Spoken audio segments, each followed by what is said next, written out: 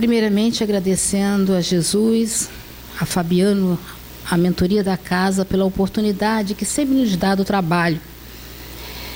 Na verdade, hoje, quem estaria aqui conosco seria o Afrânio Faustino, um colaborador nosso lá da casa de Eurípides. Ele sempre vem às quintas, segundas-feiras, mas o Acácio sabe disso. A vida do professor, ela, às vezes, tem surpresas. Acontece alguma coisa na faculdade ou na escola e muda completamente o rumo daquele dia. Então, ele não pôde estar aqui conosco hoje. E também não deu tempo, por avisar assim de última hora, de convidar um outro coração, um outro palestrante que aqui estivesse.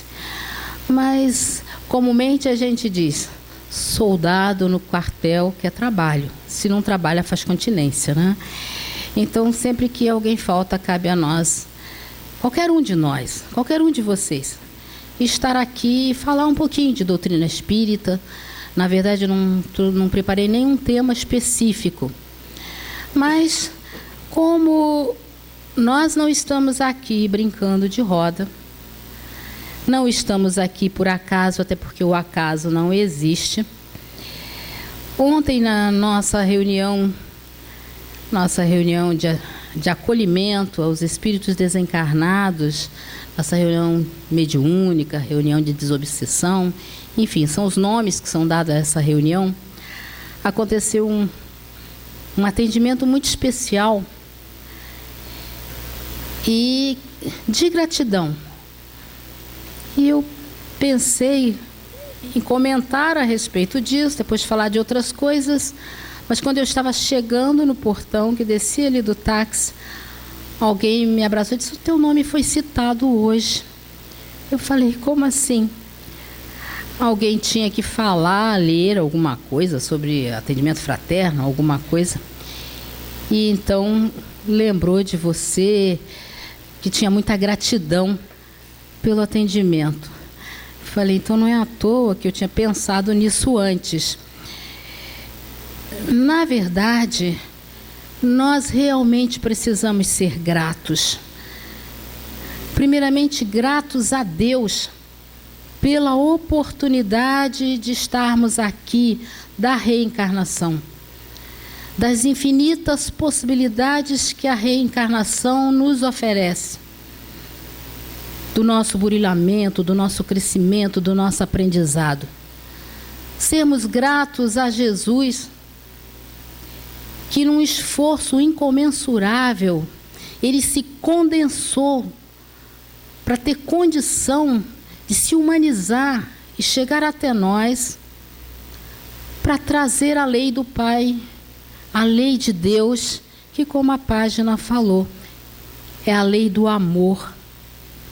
Foi num imenso sacrifício que a gente não pode nem avaliar, um espírito da grandeza do Cristo, um espírito puro, vir até nós na preocupação de nos ensinar a amar.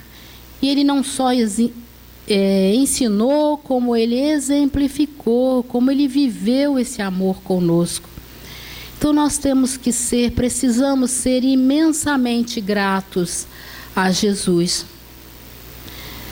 Temos que ser gratos a essa espiritualidade amiga que nos acompanha diuturnamente.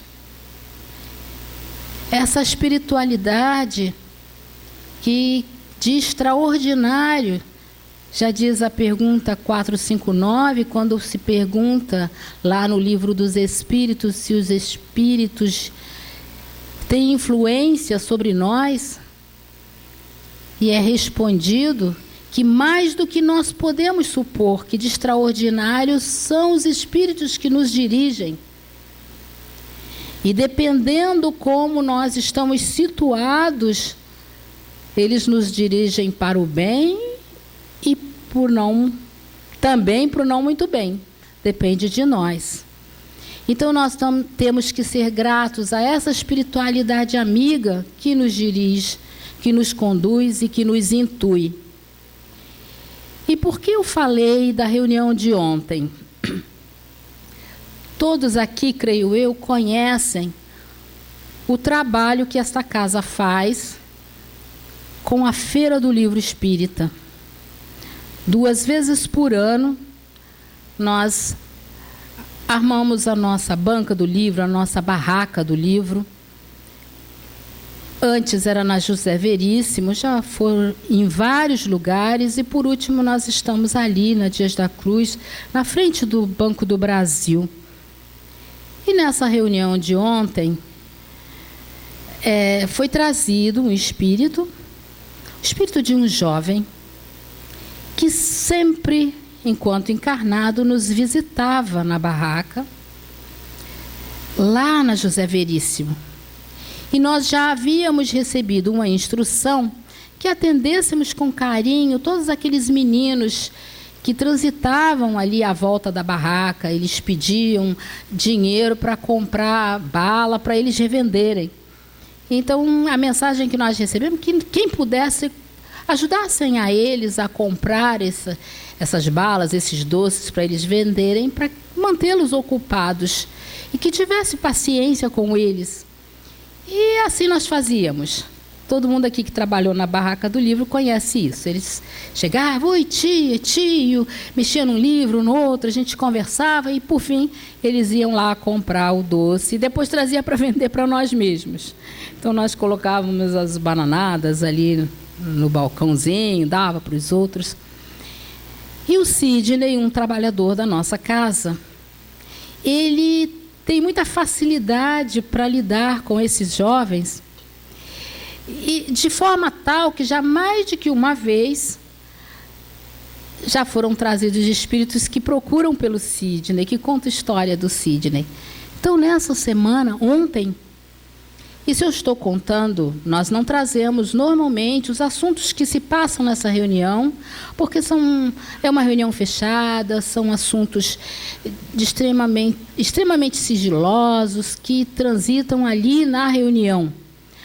Mas nós não estamos proibidos de trazer um assunto que enobrece o espírito que trouxe e nos reforça na caridade, nos alerta para isso. Então, eu tenho autoridade para estar falando disso, autorização, melhor dizendo. E esse coraçãozinho aparecia e ele dizia: eu ouvi a voz dele, de tal sorte que o Sidney estava trabalhando comigo nessa reunião. E ele dizia: eu estava na outra sala, mas eu vi a voz dele e tal. E era a vez do Sidney atender ao médium que traria essa passividade. Então ele conta: tio, sou eu, é você mesmo, ele falava, né? E o senhor sempre conversava comigo, o senhor dava livros para eu ler. E hoje eu estou aqui muito machucado, estou com a minha perna machucada, estava procurando o senhor. Muitos quiseram me pegar, me trazer, mas eu não quis, eu só queria com o senhor. Então, esse espírito, esse menino, já está sumido da banca há alguns anos. Já tem pelo menos uns 5 ou 6 anos que a gente não via mais esse, tem outros. E quando ele começou a falar, o Sidney ficou emocionado, e eu também, e ele dizia: mas o senhor vai me ajudar? Ele disse: claro, vou te ajudar e tal, vou levar você para a nossa casa. Ah, aquela casa lá no morro, olha como ele sabia. Lá no alto. Aí chegando, ele ficou todo contente, que já estava com a roupa trocada, e nesse momento, ele fala. É emocionante mesmo. Ele encontra ali um outro coração, um trabalhador da nossa casa, já desencarnado, e ele dizia: tio, ele está aqui, ele me dava tênis, ele me deu tênis. E nós sabíamos quem é que tinha feito isso, quem é que tinha dado tênis, né? Então ele dizia: agora eu vou ficar nessa casa, posso ficar aqui, tio? Aí o diálogo foi se desenrolando, e o Sidney estava de tal forma emocionado, que normalmente a gente pede uma prece e tudo. O senhor não vai rezar, tio? Quando eu ia lá, o senhor não me deixava sair sem rezar? Por que agora que pode rezar, o senhor não vai rezar? Agora eu quero rezar. Aí nós fizemos a prece para ele, foi quando ele vislumbrou esse outro coração, né? E aí ele dizia que ele estava limpinho, que ele estava tem um tênis aqui, aquele mesmo tênis, igual que ele me dava. Ai, como eu quero agradecer a você, tio, quero agradecer o tio que me deu tênis, tem outros amigos meus. Mas escuta aqui, ele era um menino, o senhor não está lembrando do meu nome, né, tio? Aí ele disse, eu sei quem é você, lembro de você, mas realmente você pode repetir o seu nome para nós. E aí ele dizia o nome dele, né? Aí, por que vocês não trazem, então, já que me trouxeram, todos aqueles que estão lá deitados na rua, que estão sofrendo lá também como eu? Aí o Sidney disse, porque eles ainda não quiseram. Você quis vir, você me procurou, você pediu para vir. Por isso você veio, mas eles virão também. Enfim, eu falei disso para mostrar a gratidão. Como esse jovenzinho, então aí é que nós tomamos conhecimento que ele está desencarnado, porque até então nós não soubemos mais dele já há alguns anos. E ele ficou na casa e ficou muito contente. Ele disse assim, agora não tem problema não, que outras vezes nós vamos voltar a conversar, porque eu agora já sou da casa, vou ficar aqui trabalhando. Ele mesmo já se colocou, por isso eu estou contando, porque foi um desenrolar da história muito tranquilo. E ele disse, agora já estou na casa, vou aprender a trabalhar, vou aprender a ajudar, vou ajudar a buscar os meus amigos. Enfim, olha como um simples atendimento, de dar uma bananada, de incentivar numa leitura, de fazer uma prece ali para aquele coração carente, morador de rua. Para nós, não importa como eles chegam lá, se eles estão limpinhos, se eles estão menos limpos, a linguagem que eles usam, eles se encostam ali por junto da barraca e a gente aí conversa com eles, dá a devida atenção. E essas criaturas vivem aí nesse submundo da miséria mesmo, e sabe lá Deus como é que ele desencarnou. Mas ele procurou, e ele estava na lembrança mental dele, ele estava na barraca, ele dizia que ele estava ali. Aí dizia, agora eu estou em outro lugar, ali era pequeno, é bonitinho, mas aqui é muito mais bonito. Então, ainda completando isso, e inclusive nós vamos estar, passo para você, Cássio, para falar para as outras criaturas, teremos novamente no final do ano a barraca montada.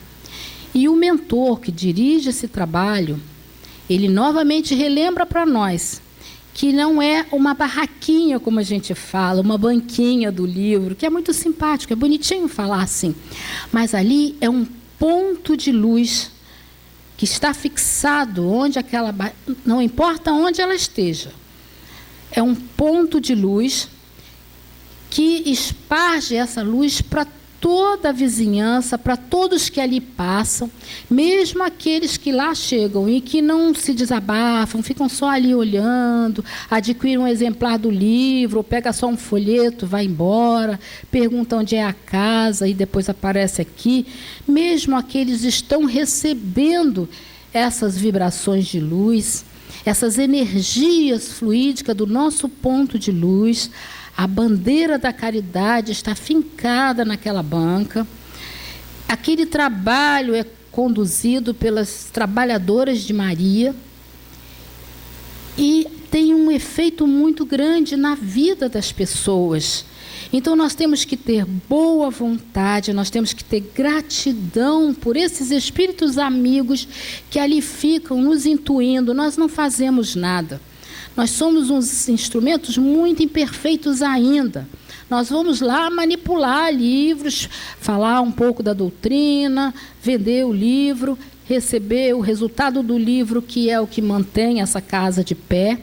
Mas o trabalho maior é feito pela espiritualidade maior, que é o trabalho do atendimento a nós, trabalhadores que lá estamos, aos passantes que vão ali visitar a banca ou que estão do outro lado da rua, estão por ali, mais do que uma vez. E no final dessa reunião, novamente, o mentor disse, isto não é uma brincadeira, não é uma simples barraquinha, uma banquinha, é um ponto de luz que está ali plantado para auxiliar essa região, para auxiliar as pessoas que ali passam. E quando ele terminou a mensagem, nós nos emocionamos muito. E por isso eu lá estava no trabalho quando eu soube que o Afrânio não viria e fiquei pensando dessa coisa da gratidão. Aí cheguei aqui, soube que no curso aí de vocês foi feita a leitura do atendimento fraterno e alguém lembrou de gratidão. Isso é muito bom, não para quem recebe esse agradecimento, essa coisa, porque o nosso trabalho no atendimento fraterno, no apoio fraterno, é o que Fabiano nos manda, é acolhimento só, é braços de abraçar, é ouvidos de ouvir. Nós nada fazemos, quem faz é a mentoria da casa. Somos instrumentos ali colocados para ouvir esses corações que aqui chegam e levar a eles um pouco de carinho, um pouco de fraternidade, mas o resultado efetivo vem do alto, vem de Fabiano de Cristo. Então, é importante que sejamos gratos, sim. Gratos aos nossos companheiros de jornada, que jornadeiam conosco na encarnação. E mesmo aquelas pessoas que nos ferem, mesmo aquelas pessoas que nos machucam, de quem nós esperamos muito, porque nós temos hábito de esperar muito do outro, não é? E quando nós não recebemos do outro aquilo que nós esperamos, nós ficamos profundamente tristes, magoados, chateados. E nós, o nosso papel é fazer o que Jesus fez. É dar sem nada pedir em troca. É olhar nos olhos e perceber a necessidade daquele coração e ali chegar. E ali ceder de nós as nossas energias de amor, de fraternidade. Oferecer o que tivermos para oferecer. Se ele vai agradecer, não sabemos. Mas também não se faz necessário pelo que nós fizemos.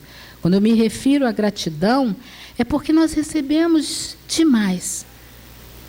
Deus é infinitamente bom para conosco. Ele coloca diante dos nossos olhos essa natureza fantástica diariamente. Quando nós acordamos, se tivermos o hábito de imediatamente abrirmos a janela e olharmos para cima, o que vamos enxergar?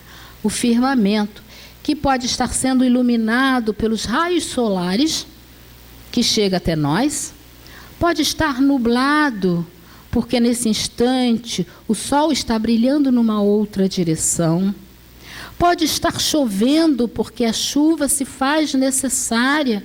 Nós estamos vendo aí a falta de chuva, o mau uso da água, o que está acontecendo com os nossos reservatórios, consequentemente conosco. Então, a chuva é necessária. Se à noite abrirmos a janela e olhamos para o firmamento, vimos a lua. Se a lua não está nesse momento voltado para esse hemisfério, vemos as estrelas, dádivas divinas. É aí que nós percebemos que nós enxergamos Deus. É nessa manifestação da natureza para nós. Quando a gente passa aqui nesse corredor, a gente olha para o lado esquerdo, vê lá umas plantinhas penduradas, umas florezinhas nascendo. Nós somos capazes de construir uma simples plantinha daquela? Claro que não. Uma sementinha jogada ali, germinou e surgiu, através das bênçãos de Deus, aquela planta. Quando nós vamos à praia e olhamos aquela imensidão do mar, sem fim, por mais que olhamos o horizonte, não sabemos onde vai dar. Quem é que nos oferece isso de graça, diariamente? Não é Deus, nosso Pai. E aí nós dizemos, quando temos um problema, seja ele qual for, de grande monta ou de pequena monta, Deus esqueceu de mim. Deus lembra de todo mundo menos de mim. Só comigo acontece isso. Por que eu estou passando por isso? Então, na hora das nossas dificuldades, das nossas dores, nós nos lembramos de Deus numa crítica, que Ele nos abandonou. Por que que Ele me esqueceu? Mas por isso que eu citei antes as maravilhas que Ele opera na nossa vida diariamente. E nessas horas, nós lembramos de agradecer a Ele, agradecer muito, e de saber que nesse momento em que as dificuldades chegam, elas são provocadas por nós mesmos, pela nossa invigilância, pela raiva que acumulamos muitas vezes no nosso coração, aquele ódio que nós guardamos às vezes de vidas pretéritas, e a gente vem encarnando e reencarnando e carregando aquele ódio que vai ferindo a essência divina que está em nós, aquela mágoa que nós carregamos simplesmente porque nós necessitamos de alguma coisa, procuramos alguém, e naquela hora aquela pessoa não pôde nos ajudar. Muitas das vezes não procuramos saber se a pessoa podia ou não, simplesmente dissemos, não quis me ajudar. E aí gera uma mágoa, uma malquerência, uma inimizade. E isso acontece em todo lugar. No nosso local de trabalho. Isso é muito repetido aqui nas palestras. Coitado do chefe, né? A gente sempre pega ele para exemplo. Aquele chefe intransigente, muitas vezes grosseiro, exigente ao extremo, carrancudo, que faz umas cobranças, muitas das vezes, que nem a gente entende por que está sendo feita aquela cobrança. E nós temos que fazer, porque aí vulgarmente nós dizemos, manda quem pode, obedece quem tem juízo, porque ele acha que ele pode mandar. E nós temos juízo porque precisamos do trabalho, precisamos no final do mês receber o vil metal que vai nos ajudar a nutrir a nós e a nossa família. Então muitas vezes nós precisamos calar. Mas nós devemos calar não somente porque precisamos. Devemos calar muitas vezes para entender por que aquela criatura é daquele jeito. Como será a vida dele no lar? Como será a vida dele familiar? Como é que está o organismo biológico, fisiológico dele? Será que ele carrega alguma doença séria, algum problema grave? E faz com que ele se torne uma criatura amarga, uma pessoa difícil? Talvez se nós pudéssemos vagarosamente nos aproximando dessas criaturas, se de uma forma ou de outra, sem bajulação, é claro, mas tentando entender, talvez o relacionamento melhorasse e talvez dessemos oportunidade dessa criatura, se não melhorar totalmente, pelo menos analisar um pouco nas suas atitudes. Então nós temos que ser gratos a Deus, porque Ele coloca no nosso caminho criaturas assim. Esse desafio diário, constante e permanente, na família do lar. Quem é que tem aqui uma família 100% perfeita, ideal, no nosso ponto de vista? Ninguém. Porque nós estamos, como disse Jesus, no lugar certo, no momento certo, com a pessoa certa. Só nós que não sabemos disso. Aquelas criaturas ali precisam estar conosco para aprender a conviver conosco, a conviver com os outros. Ou nós precisamos estar com elas para aprender com elas a tolerância, a mansuetude, a paciência. Podemos ter sido desafetos numa vida pretérita e agora viemos como pai, mãe, filhos, marido, esposa, para poder se ajustar, para poder se compreender, se perdoar. O perdão, meus irmãos, é o único sentimento que nos torna capazes capazes de nos sentirmos realmente filhos de Deus, irmãos de Jesus, porque Jesus, todo o tempo, nos ensinou a perdoar, nos solicitou que perdoássemos. Quando alguém lhe bater na face, ofereça o outro lado. Será que Jesus queria que nós saíssemos por aí sendo espancados? Não é nesse sentido físico que Jesus falou. Ele falou quando nós passarmos por essas humilhações, por essas ingratidões, por essas tristezas, por essas mágoas, que nós nos colocássemos no lugar do outro. Isso aqui é dar a outra face, para entender por que o outro está fazendo isso e não fazermos nós. Só devemos oferecer ao outro aquilo que gostaríamos que tivesse. E fazer a ele o que gostaria que ele nos fizéssemos. E os apóstolos perguntam quantas vezes tem que perdoar? 7 vezes? Se a gente pensar numa relação numérica, 7 vezes é rapidinho, né? Eu vou perdoar uma aqui, dali, quando eu chegar lá na porta, já passou 7 vezes. Esse perdão bobo, assim, perdoei. Perdoei, mas não esqueço. Que tipo de perdão é esse que a gente diz? Eu perdoei, mas não quero mais na minha frente. Não quero mais saber do fulano. Jesus disse, não somente 7, mas 70 vezes 7 vezes, ou seja, perdoar infinitamente.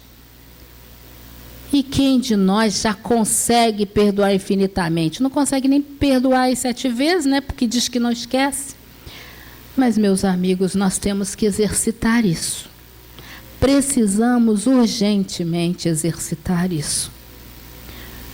Porque realmente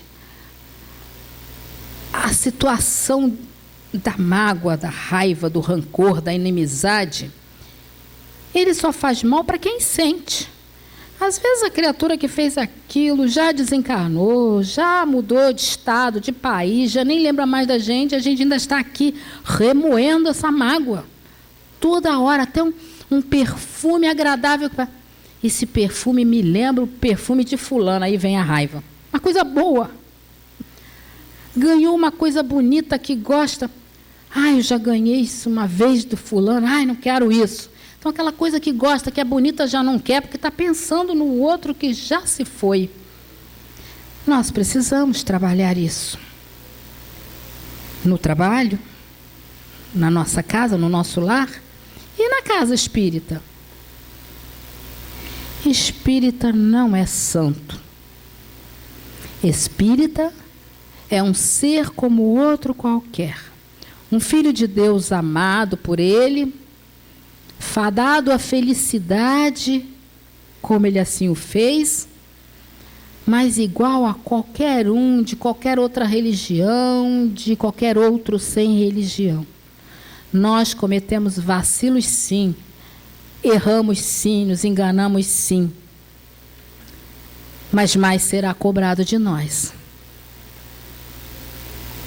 Porque a doutrina à luz, a doutrina de Jesus, a doutrina dos Espíritos, nos ensina que estamos aqui para fazer a diferença. Que estamos aqui para perdoar 70 vezes, 7 vezes. Que estamos aqui para amar incondicionalmente. Que estamos aqui para praticar a lei da fraternidade, da caridade, do amor. Estamos aqui para fazer a diferença. E se não fazemos, ou pelo menos não estamos tentando, então mais de nós será cobrado, porque a nós mais foi dado. Essa é a diferença do Espírito. Ele tem muito mais responsabilidade. Então nós temos que ter muito mais atenção. Eu confesso a vocês que eu não sou oradora, não sou palestrante, sou faladora. E quando um companheiro, porque eu tenho como tarefa na casa espírita, o que qualquer outro poderia ter, uma incumbência, não vou nem chamar isso de tarefa, de estar contactando os oradores, os palestrantes para segunda, para quinta-feira, durante o ano todo. E é claro que quando eles não vêm, eles ligam para mim. E eu tenho que continuar buscando. Então, quando não tem mesmo, eu ponho a cara na praça, eu venho. Mas eu venho com absoluta certeza que eu vou dar conta do recado. Mas por quê? Porque eu sou uma oradora? Porque eu falo bem? Que eu conheço profundamente a doutrina? Claro que não. Porque todo o tempo que eu estive aqui, eu procurei conhecer, eu procurei conversar com um com o outro, pedir ajuda de um de outro, eu li um bom livro que guardei o conteúdo. E aí, naquela hora, a gente lembra daquilo, vem e conversa um pouco, desde que seja dentro da doutrina, daquilo que a gente aprendeu. E a gente pede, lógico, o amparo da espiritualidade maior, o amparo do nosso mentor e guia espiritual, para que a gente não fale muita bobagem. E se eu estiver falando bobagem, tem liberdade de levantar o dedo e dizer, não é isso não. E eu vou aceitar. E vou buscar saber onde é que está o que eu errei. Esse é o nosso dever. Assim como a Cássio, quantas vezes já fez, a Iladir e outros, né? A gente pega assim, eu chego ali no corredor e digo, gente, você hoje. E a pessoa às vezes chegou aqui, não preparou nada, não trouxe, né? Mas eles inspiram. Então é por isso que muito mais de nós será cobrado. Porque nós temos que estar sempre a postos. E aqui, quando eu falei de renovação, né, a renovação exige coragem e perseverança. O trabalho de renovação das disposições íntimas vai exigir de todo aquele que se propõe a executá-lo perseverança e determinação. Perseverança por causa da necessidade da repetição contínua e sistemática na correção dos desvios feitos, dos caminhos da existência. E determinação para que não se abandone o comprometimento com essa nova atitude. Nós temos que ser perseverante, persistente, sempre, a mesma coisa, repetitiva, repetindo sempre, para sempre lembrar. Tem um palestrante que vem aqui, o Manuel Messias, todo mundo conhece ele, e ele diz que a gente aprende por repetição. E é mesmo, não é assim que a criança aprende? Ele dá sempre esse exemplo que a gente fala para a criança, papai, e a criança nada, papai. Aí, repetindo, um dia a criança fala, papai, viu? Ele falou papai, ele já sabe falar papai.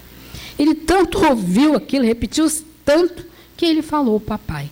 Então, nós vamos ler tanto, estudar tanto, repetir tanto, que um dia a doutrina vai entrar em nós. Por enquanto que não conseguimos fazer isso, nós estamos na doutrina, nós entramos na doutrina. Mas um dia essa doutrina vai entrar em nós. E vamos dizer como Paulo, não sou mais eu quem vivo, mas é o Cristo que vive em mim. Porque quando nós interiorizarmos a existência do Cristo Jesus dentro de nós, nós não teremos mais medo, nós não teremos mais essa preocupação dessas atribulações todas que estão ocorrendo aí fora. É preciso destruir para construir. Então, toda essa destruição, todas essas catástrofes que estão acontecendo por aí, vão ser tudo corrigido, tudo isso vai ser consertado. Porque Deus tem conhecimento de tudo. Jesus está no leme, conduzindo o barco da nossa vida. Então, Ele não vai nos deixar à deriva. Jamais. E mais alguma coisa que eu grifei aqui, foi a respeito dos pensamentos e dos sentimentos, né? A gente pensa e a gente sente. Foi o que eu acabei de falar, a gente fica pensando, fez isso, me magoou, me maltratou, e aí a gente fica com aquele sentimento ferido ad eterno. Se não tomarmos a providência de limparmos aquilo da nossa alma, vamos sofrer ad eterno, né? E ele diz aqui, somos as únicas criaturas na face da terra capazes capazes de mudar nossa biologia pelo pensamento e sentimentos. Nossas células estão constantemente bisbilhotando nossos pensamentos e sendo modificados por um deles. Um surto de depressão pode arrasar seu sistema imunológico. Apaixonar-se, ao contrário, pode fortificá-lo tremendamente. A alegria e a realização nos mantêm saudáveis e prolongam a vida. Então, por que a gente vai mergulhar na depressão, na tristeza, na amargura, se quando a gente ama, se quando a gente está alegre, a gente fica feliz, a gente fica saudável? A alegria nos torna criaturas saudáveis. E quando eu digo saudável, eu não estou dizendo que a gente não vai ter um tipo de doença que muitas vezes nós trazemos no perispírito e que ela precisa se manifestar no corpo, aqui e agora. Mas que poderá ser modificada através dos tratamentos médicos e através do tratamento espiritual e através da nossa modificação interior. Então, existem as doenças, sim, as doenças da alma. Mas quando eu estou falando da doença, é essa doença da tristeza, do mau humor, da amargura, da raiva. Tem pessoas que fazem tanta cara feia que vive aqui com a testa franzida, olha para a gente não consegue ver o olho. Porque quando você faz uma cara feia, fecha o olho. Então, quando a gente ri, a gente arregala os olhos. E eu ouvi certa vez que se move 72 músculos para fazer uma cara feia e apenas 14 para sorrir. Então, sorrir, inclusive, é econômico. Então, vamos aproveitar e rir mais, abraçar mais, o Acácio sempre fala, amar mais, perdoar mais, para que sejamos mais felizes, não? E eu trouxe, já está chegando o fim, o tempo não perdoa, né? Deixa eu ver se foi essa aqui. Trouxe uma página.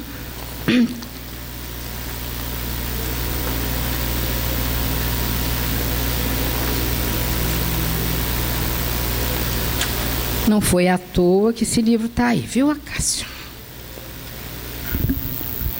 Nós vamos terminar lendo uma página do livro que ele já leu, uma outra, né?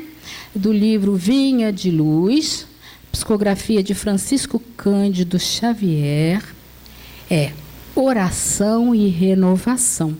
Todo o tempo eu estou falando das nossas mudanças interiores, das nossas renovações, da nossa modificação nos hábitos, né? Então, Paulo fala assim numa carta dele aos Hebreus: holocaustos e oblações pelo pecado não te agradam. É certo que todo trabalho sincero de adoração espiritual nos levanta a alma, elevando-nos os sentimentos. A súplica no remorso traz-nos a bênção das lágrimas consoladoras.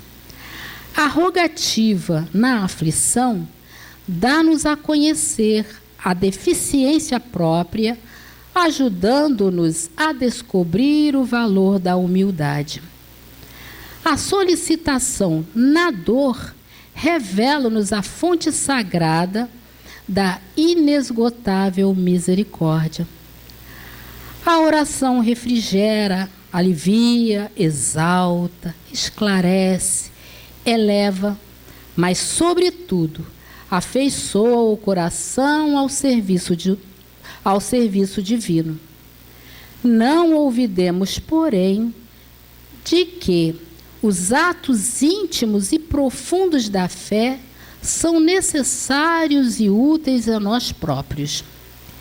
Na essência, não é o Senhor quem necessita de nossas manifestações votivas, mas somos nós mesmos que devemos aproveitar a sublime possibilidade da repetição, aprendendo com a sabedoria da vida.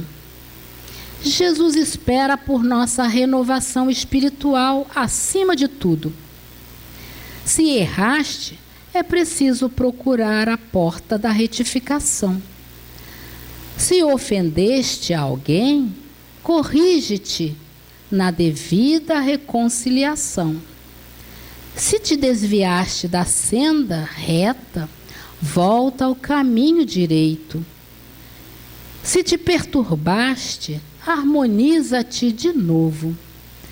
Se abrigaste a revolta de desequilíbrio, lembra-te de que a prece pode trazer-te sugestões divinas, ampliar-te a visão espiritual e proporcionar-te consolações abundantes.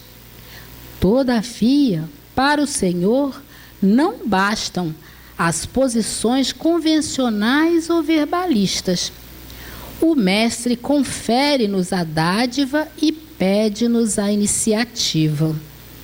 Nos teus dias de luta, portanto, faze os votos e promessas que forem de teu agrado e proveito, mas não te esqueças da ação e da renovação aproveitáveis na obra divina do mundo e sumamente agradáveis aos olhos do Senhor.